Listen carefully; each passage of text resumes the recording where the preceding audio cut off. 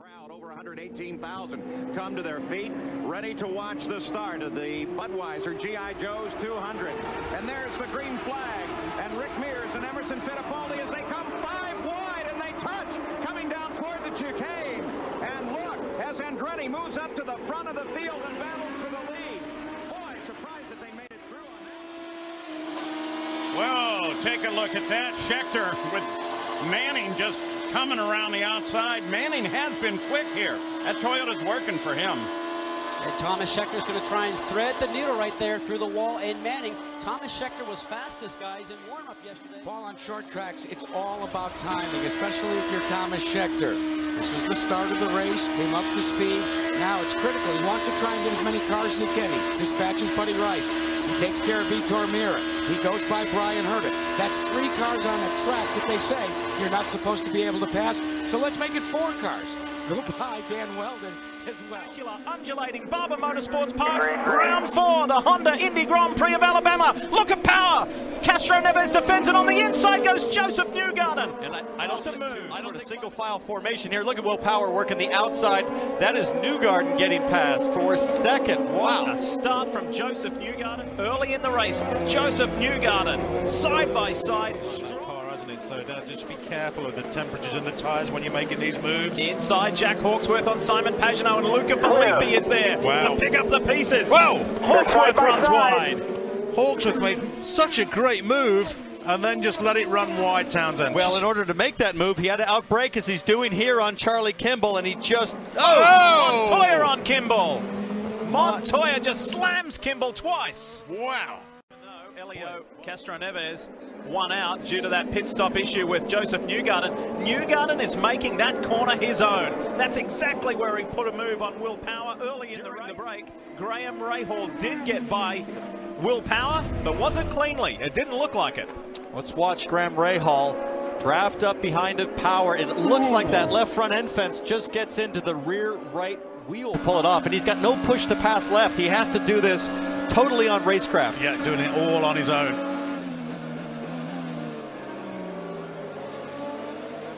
That is beautiful. It really is. I'm not sure if it was Eddie Jones, his race engineer or his strategist, Ricardo Nolte, said on the radio, okay, I'm impressed. And he's going to do it again. Rahal is doing it again to Elio Castro Neves, but Elio fights back. Wheel to wheel, Rahal does it again. In the field, Scott Dixon is a master at keeping people at bay. Here it is. Here it is. Remember, we're coming down into Rahal's strong point.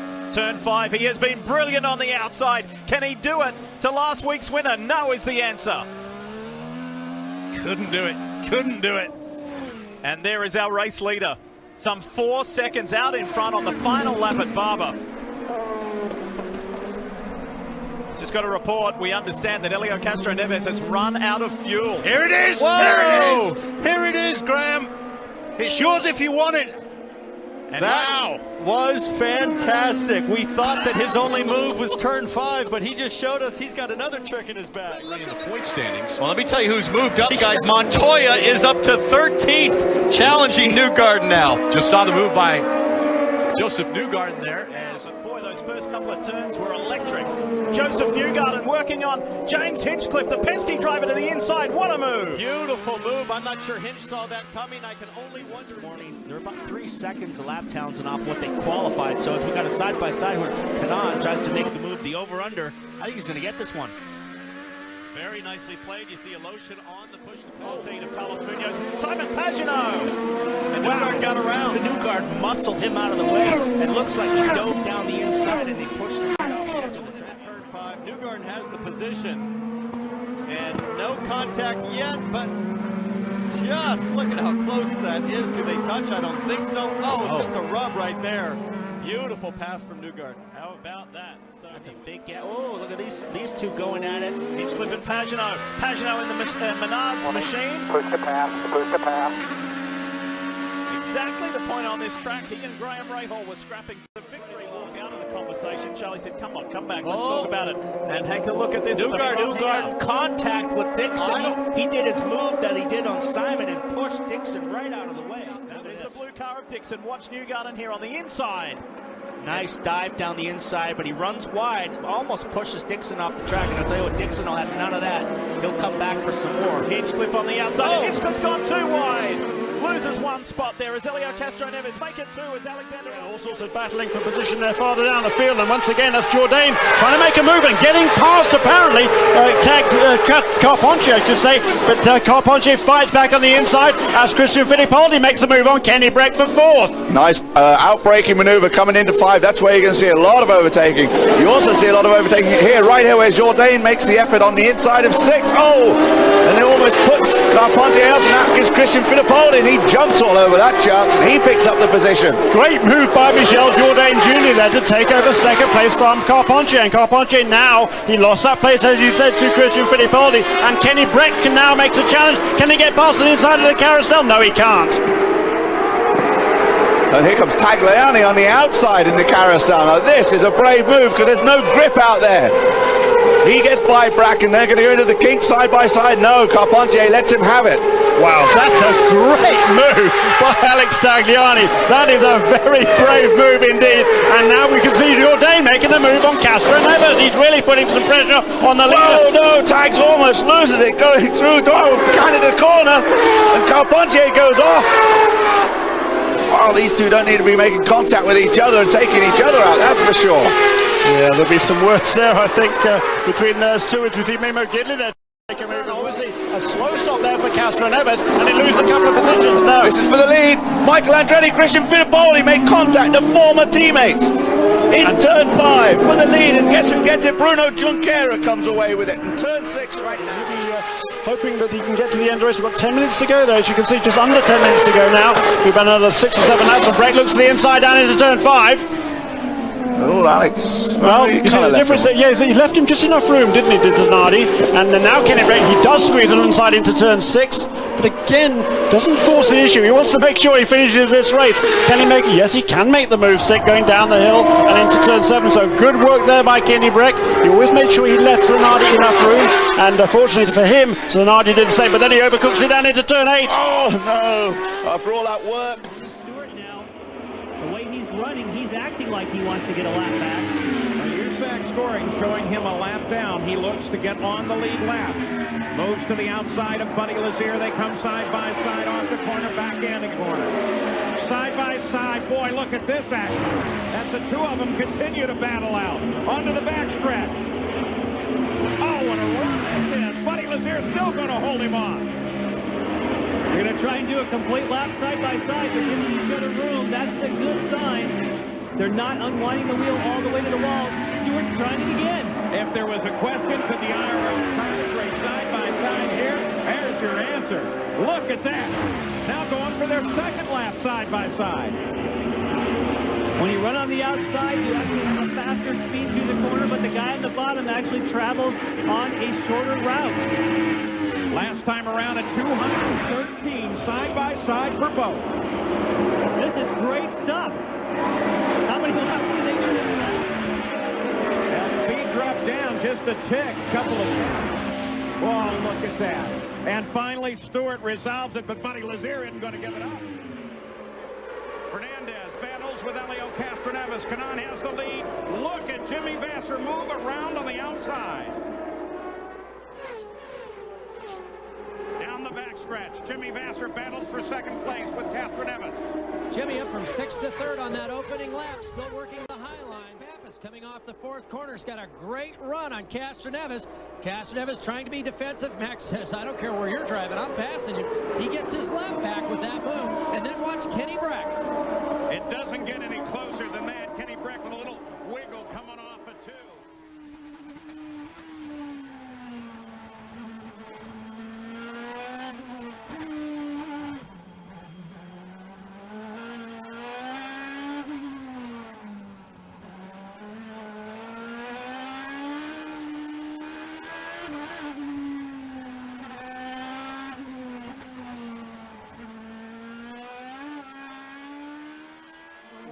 Cat and mouse game really here, and tortoise and the hare perhaps, call it what you will, but it's certainly a fascinating contest. And here is Michael Andretti here through this flat out turn 14 onto the start finish straight. Dario Franchitti is close, but not close enough to think about a pass, and that is 76 laps in the books. We're on board with Michael Andretti. His success last time out in Road America, but how does he play it? How does he find a way past one of the toughest racers in American racing? He's down the inside. Oh, Michael's turned in. They just about made it through. Great driving from both of them there, but wow, I thought Dario had made the move. On ahead of Dario Franchitti.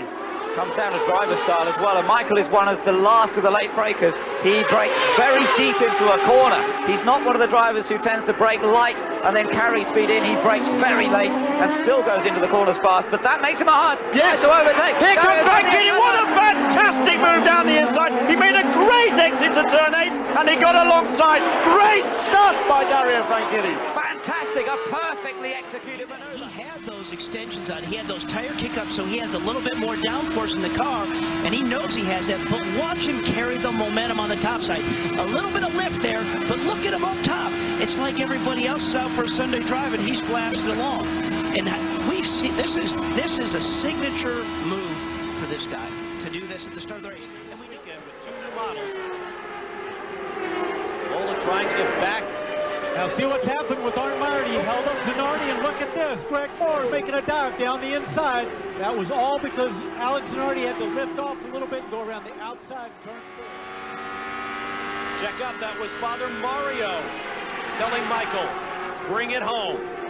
There is Moore, who is right there working traffic. Moore absolutely flying through 3 and 4.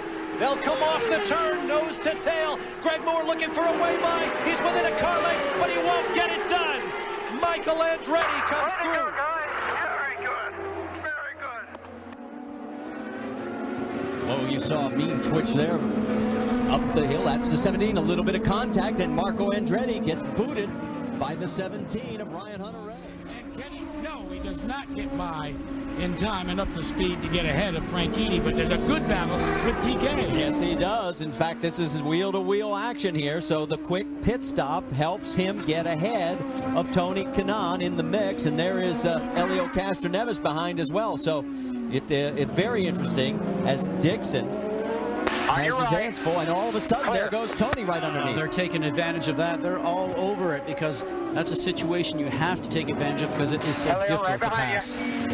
Cold tires here, is that the problem for Dixon? And he's just going to try and squeeze the throttle. The car's moving around so much because of those low tire pressures. He's running the right-hand lane right now, trying to block. Yep, he ran the right line. Castroneves says, you won't allow me to go on the inside, I'll take the outside. Some great information. Waiting to see where Dario Franchitti is, and is that Dario coming up the hill right behind him? Now, and can he get around him? Now this could be the same situation. Remember, he's on cold tires. Look out. If he can hold Dario off, he wasn't able to last time. He got passed in this section here. Here he goes underneath. Oh, you would have thought Dixon would have ran the low line there and just took the lane away from him. Oh, and you see a wheel dropped off by Tony Kanaan because he was trying to make it the second that lane off and continued putting him off into the dirt.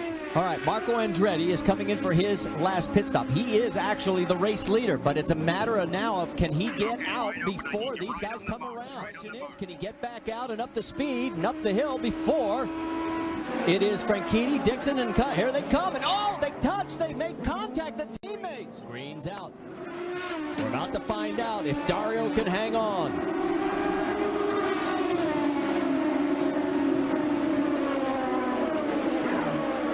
Oh, he's running a blocking line. The car's not turning for him. You saw him try to get up the hill. It didn't work. Will they fit through here? Dixon's got him near the end of the race, and it could cost Dario Franchitti dearly in the championship. And this was all set up by the great pit strategy Jack talked about. Whoa, some wheel banging going on right there. Castroneves and Kanaan. Remember, those two guys have been childhood friends from karting days, but do no longer get along with each other. In fact, both were penalized. coming into this race for what happened last time out when they were rubbing wheels when one of them was a lap down. But I want to go back to what I just started to say a second ago.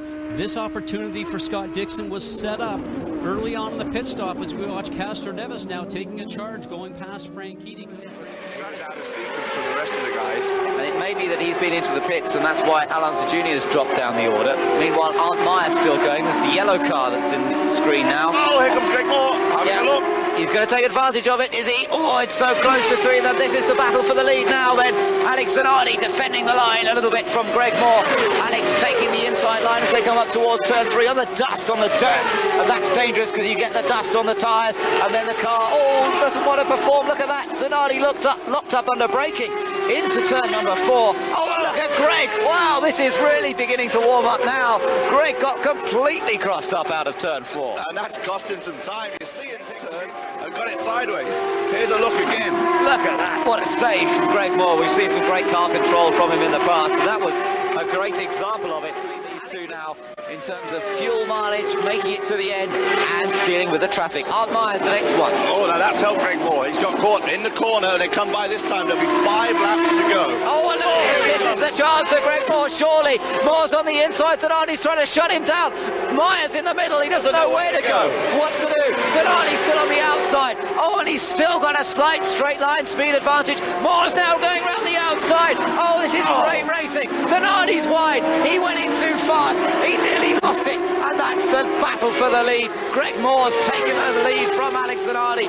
Great racing. Classic oval track phase by seeing the Italian behind. But the Italian never, ever gives up. Oh, they both get past Mark Blundell. Zanardi tries to take advantage of that. I don't think there's going to be enough time. Out of turn 4, the last corner. The run to the checkered flag. Greg Moore is going to take his first win of the 1998 season. A brilliantly driven race. Alex Zanardi in a fine second position. But the championship means that Moore further extends his title lead. And Zanardi second from Fernandez in third place. We are waiting now for 4th place man to cross the line. And it's Herta who's 4th, but Andretti has come through in 5th.